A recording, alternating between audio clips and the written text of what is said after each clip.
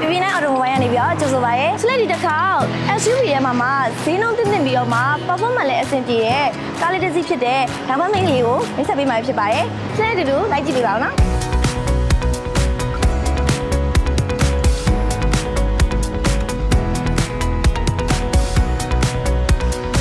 ဒီကားလေးဆိုလို့ရှိရင်7 speed transmission ဖြစ်ပြီးတော့မှ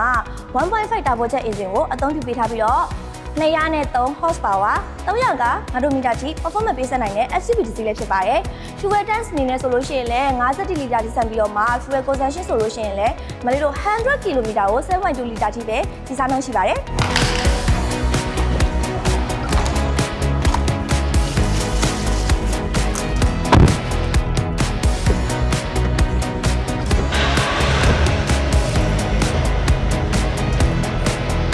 ဒီကားလေးရဲ့အတွင်းဘက်မှာဆိုလို့ရှိရင် all electric တွေကိုပဲအသုံးပြုပေးထားပြီးတော့ထိုင်ကုန်မှာဆိုလို့ရှိရင်လည်း seat motor memory ပါပါတယ်။ CRI မှာဆိုလို့ရှိရင် CRI volume control တွေ cruise control တွေပါတယ်။ safety function တွေနဲ့ဆိုလို့ရှိရင်ဒီမှာလေးကို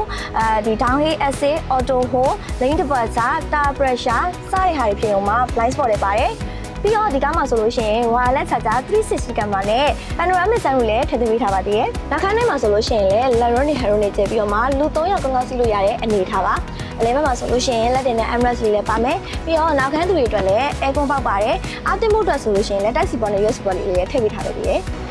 ။နောက်ဖုန်းဖွင့်ပိတ်ကိုလည်း water နဲ့ပဲဖွင့်ပိတ်လုပ်လို့ရပါတယ်။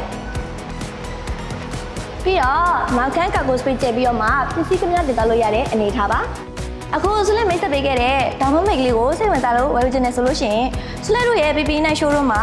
အမဲရောင်ရဲ့အဖြူရောင်မှာခေါင်ဖြူရောခေါင်မဲရောကိုငွေစင်အလဲအထက်အရေးကြနဲ့ install ဝယ်လို့ရရှိမှာဖြစ်ပါတယ်။ဒီကားလေးရဲ့အသေးစိတ်ချက်လက်တွေကိုသိရှိချင်တယ်ဆိုလို့ရှိရင်ဆွလဲတို့ရဲ့ hotline phone number တွေဖြစ်တဲ့3995992996 39925238 6338ဖုန်းနံပါတ်တွေကိုလည်းဆက်သွယ်ဆောင်ရွက်နိုင်ပါတယ်ရှင်။အားလုံးကျေးဇူးများတင်ပါတယ်ညီမတို့ PP9 ရဆုလဲပါ။